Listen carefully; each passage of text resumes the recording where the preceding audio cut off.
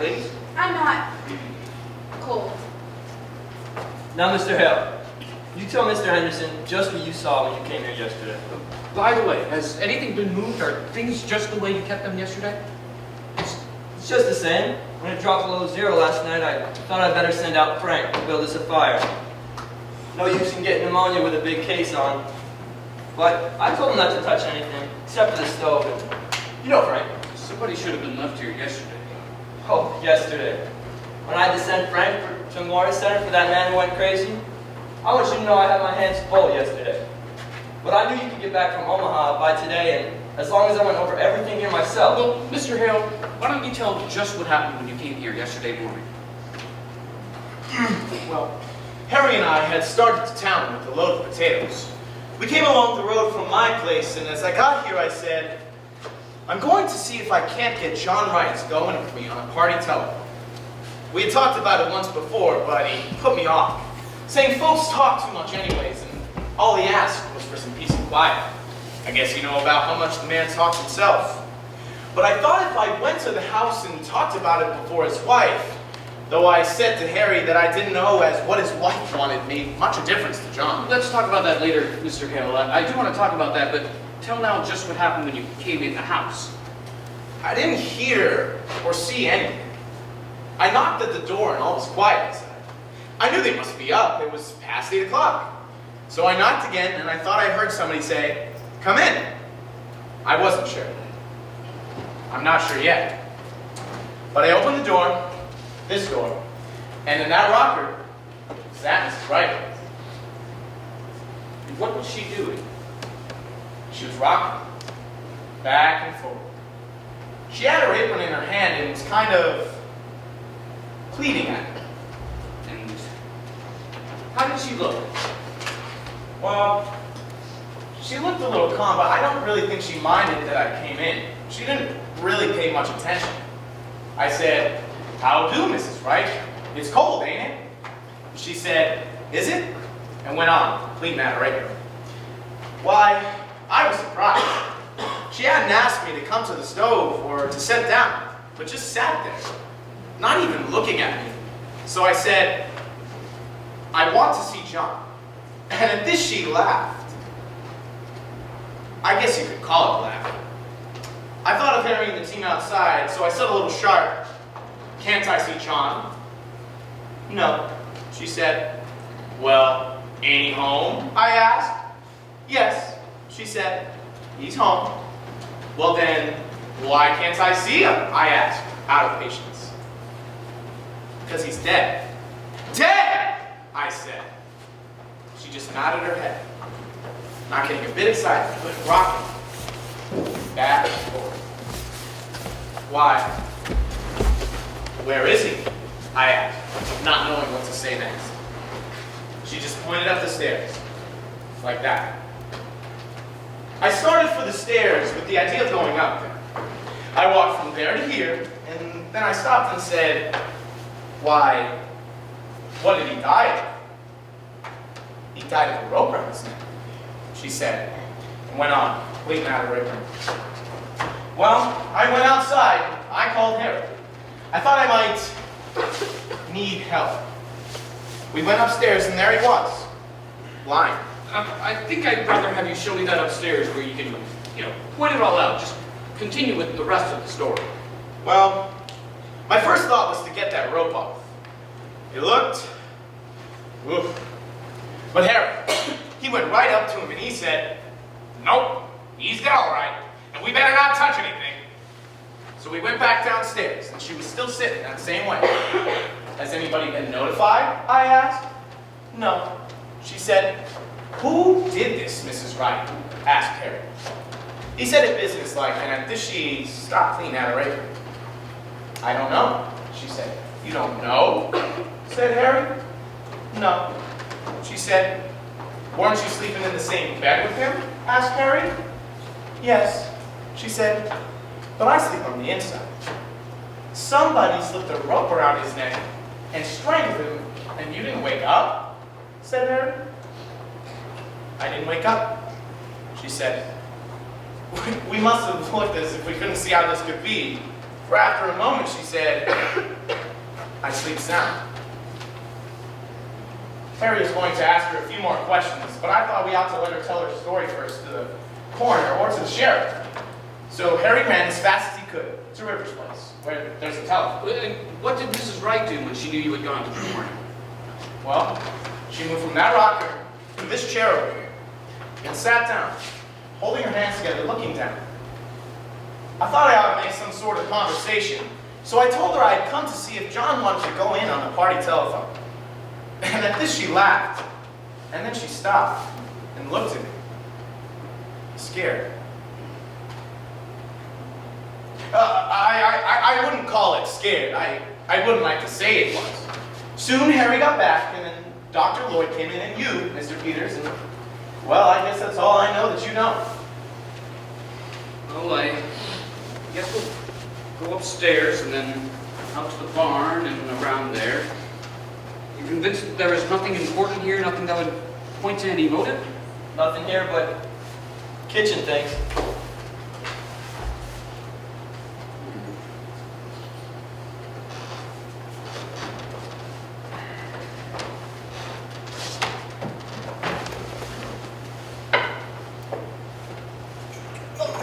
Oh, here's a nice mess. Oh, her fruit, it did freeze. She worried about that when it turned so cold. She said the fire would go out and her jars would break. What can you beat the women? Hell for murder and worrying about her preserves. You know, I guess before we're through, she may have something more serious than preserves to worry about. Well, women are used to worrying over trifles. And for all their worries, what would we do without the ladies?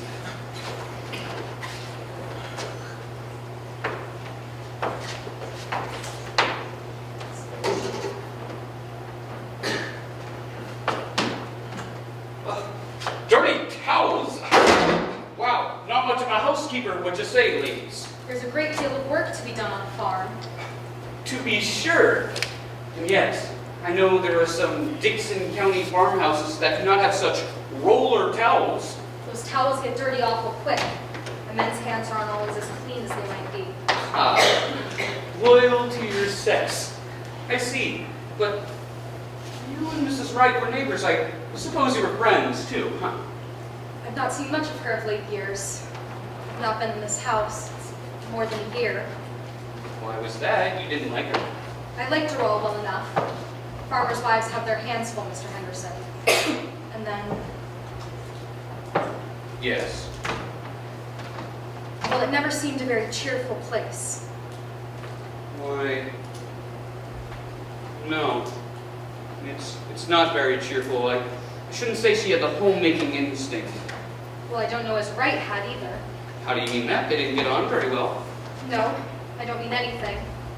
But I don't think a place would be any cheerfuler for John Wright's being in it. I'd like to talk a little more about that later. I want to get the lay of things upstairs now.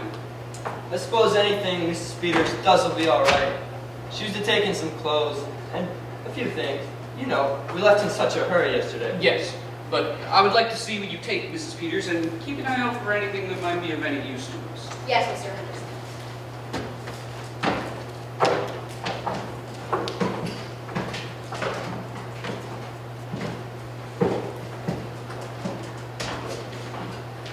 I'd hate to have men coming into my house, snooping around and criticizing. Of course, it's no more than their duty. Duty's all right, but I guess that deputy sheriff that came out to make the fire might have got a little of this on.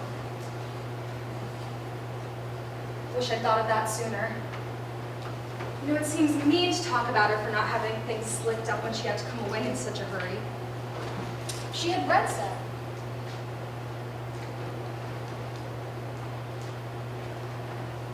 She was going to put this in there. It's a shame about her fruit. I wonder if it's all gone.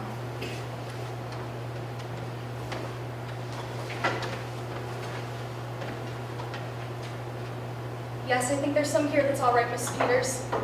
Yes, here it is. This is cherries, too. I declare I believe that's the only one. She'll feel awful mad after all her hard work in the hot weather. I remember the afternoon I put up my cherries last summer.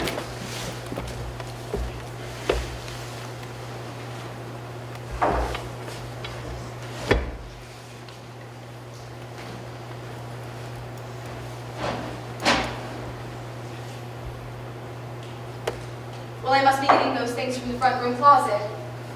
You coming with me, Mrs. Hale? You can help me carry them.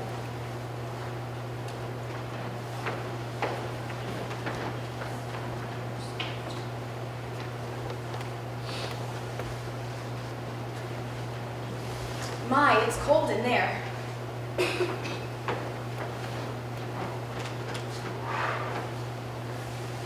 Right was close. I think maybe that's why she kept so much to herself. She didn't even belong to the ladies' aid. I suppose she felt she couldn't do her part, and then you don't enjoy things when you feel shabby. She used to wear pretty clothes and be lively when she was Minnie Foster, one of the town girls singing in the choir. That was 30 years ago. This all you was to take in? She said she wanted an apron. Funny thing to want, for there isn't much to get you dirty in jail, goodness knows. But I suppose just to make her feel more natural. She said they was on the right side of this cupboard here. Yes, here. And then her little shawl, though, is hung in the hall. Yes, here it is.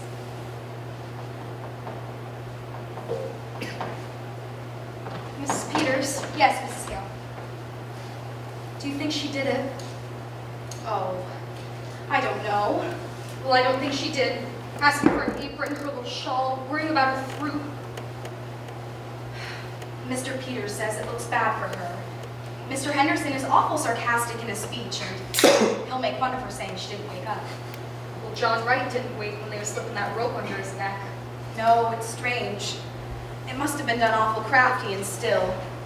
They say it was such a funny way to kill a man, rigging it all up like that. That's just what Mr. Hale said.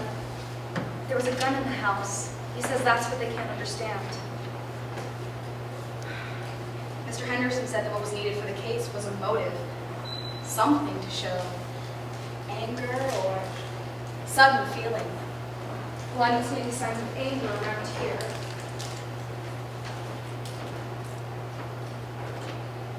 Let's wait to hear.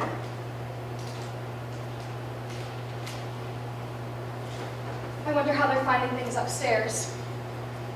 You know, it seems kind of sneaking, locking her up in town and then coming out here and trying to get her whole house to turn against her. Mrs. Hale, the law is the law. I suppose it is. Better loosen up your things, Mrs. Peters. You won't feel them when you go out.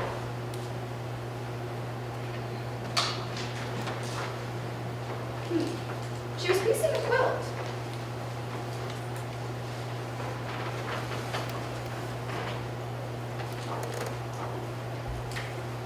It's a log cabin pattern. Pretty, isn't it? I wonder if she was going to quilt it or just knot it. I wonder if she was going to quilt it or just knot it. Frank's fire didn't do much up there, now did it? Now, let's go out to the barn and get that cleared up.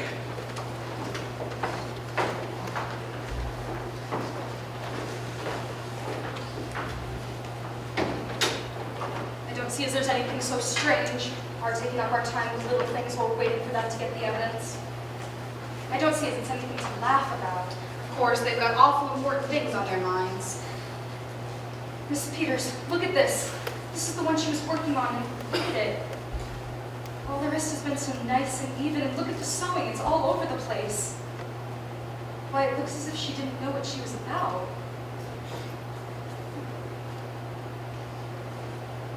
What are you doing, Mrs. Hale? Just pulling out a stitch or two that's not sewed very good. Bad sewing always made me fidgety. I don't think we ought to touch things. I'll just finish up this end. Miss Peters. Yes, Mrs. Hale? What do you suppose she was so nervous about? Oh, I don't know. I don't know if she was nervous. I sometimes so awful queer when I'm just tired. Well, I must be getting these things wrapped up sooner than you think. I wonder where I could find a piece of paper and some string. In that cupboard, maybe?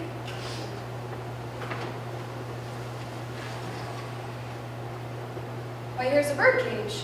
Did she have a bird, Mrs. Hale? Why, I don't know whether she did or not. I've not been here for so long. There was a man around last year selling canaries cheap, but I don't know if she took one. Maybe she did. You seem to look pretty yourself. It seems funny to think of a bird here, but she must have had one, or why would she have a cage? I wonder what happened to it. Maybe the cat got it. Oh no, she didn't have a cat. She has that feeling some people have about cats, being afraid of them. My cat got in her room and she was real upset and asked me to take it out. My sister Bessie was like that. Clear, ain't it? This door, it's broke. One hinge is pulled apart. Why, it looks as if someone must have been rough with it. Why, yes.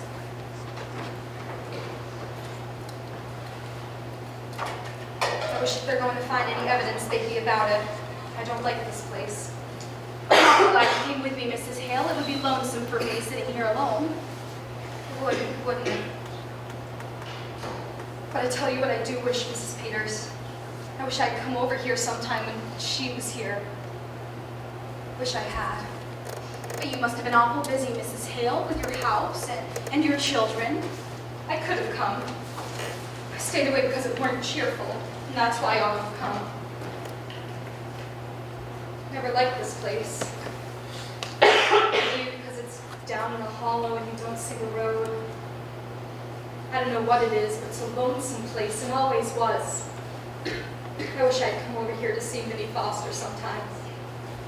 I can see now. But you mustn't reproach yourself, Mrs. Hale. Sometimes we just don't see how it is with other folks until something turns up. Having children makes less work, but it makes a quiet house. And right out to work all day and no company when he did come home. Did you know John Wright, Mrs. Peters? Not to know him. I've seen him in town. They say he was a good man. Yes, good. He didn't drink and he kept his word as well as most, I guess, and paid his debts. He was a hard man, Mrs. Peters. Just to pass the time of day with him. Like a raw wind that gets to the bone. I should think she would have wanted a bird. What do you suppose went with it? I don't know, unless it got sick and died. You weren't raised around here, were you?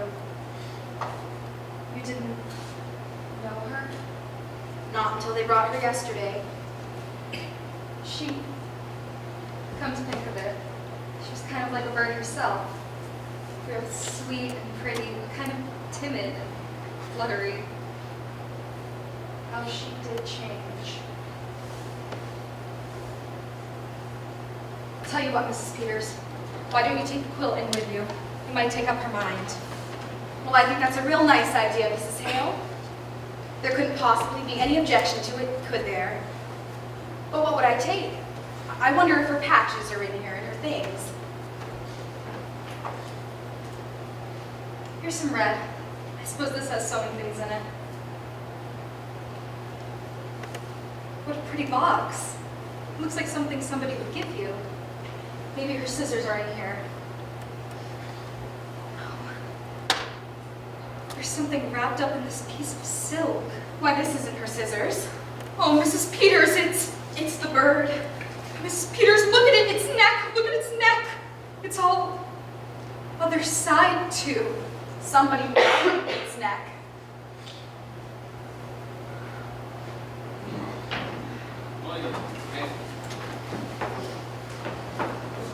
Well, ladies, have you decided whether she is going to wilt it or not? We think she was going to knot it. Oh, that's interesting. How's the bird flown? We think the cat got it. Is there a cat? Well, not now.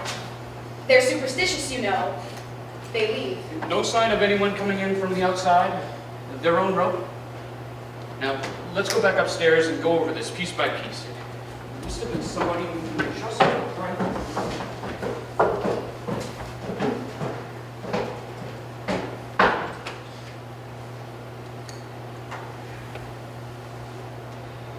She liked the bird. She was going to bury it in that pretty box. When I was a girl, my kitten, there was a boy took a hatchet. And before my eyes, before I could get there, if they hadn't held me back, I would have hurt him. I wonder how it would seem to have never had any children around. No, Ray wouldn't like the bird. Thing that sang.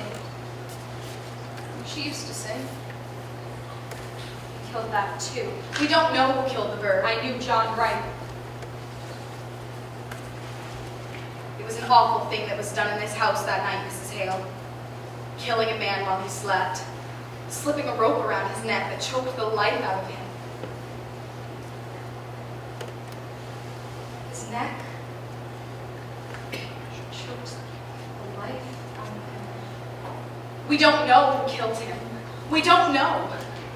There had been years and years of nothing, then a bird to sing to you. It would be awful still after the bird was still. I know what stillness is. When we homesteaded in Dakota, and my first baby died. When he was 2 years old. And me with no other then. How soon do you suppose they'll be through looking for the evidence? I know what stillness is. But the law has got to punish crime, Mrs. Hale. I wish you had seen Minnie Foster when she wore a white dress with blue ribbons and stood up there in that choir and sang. Oh, I wish I'd come over here once in a while. That was a crime. That was a crime. Who's going to punish that? We mustn't take on. I would have known she needed help. I know how things can be for women. I tell you, it's queer, Mrs. Peters. We live close together and we live far apart. We all go through the same things. It's all just a different kind of the same thing.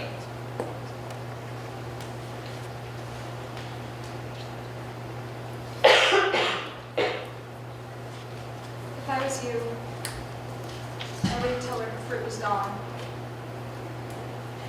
Tell her it ain't. Tell her it's all right. Take this in to prove it to her. She may never know whether it was broken or not.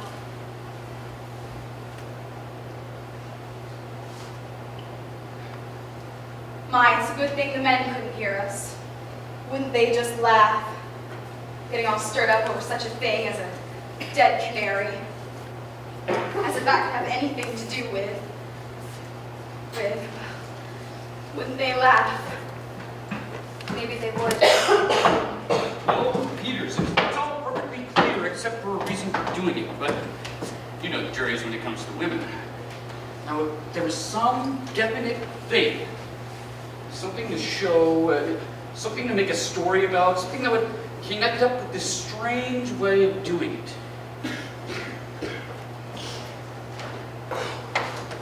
Well, I've got the team around. It's pretty cold out there. I'm going to stay here a while by myself. You can send Frank out for me, can't you? I want to go over everything. I'm not satisfied that we can't do better. Do you want to see what Mrs. Peters is going to take in? Why? I guess it's not very dangerous things the ladies have picked out. No, Mrs. Peters doesn't need supervising. For that matter, a sheriff's wife is married to the law. Ever think of it that way, Mrs. Peters? Not just that way. Married to the law. I want you to come in here a minute, George. We got to take a look at these windows. Oh, the windows. Be right out, Mr. L.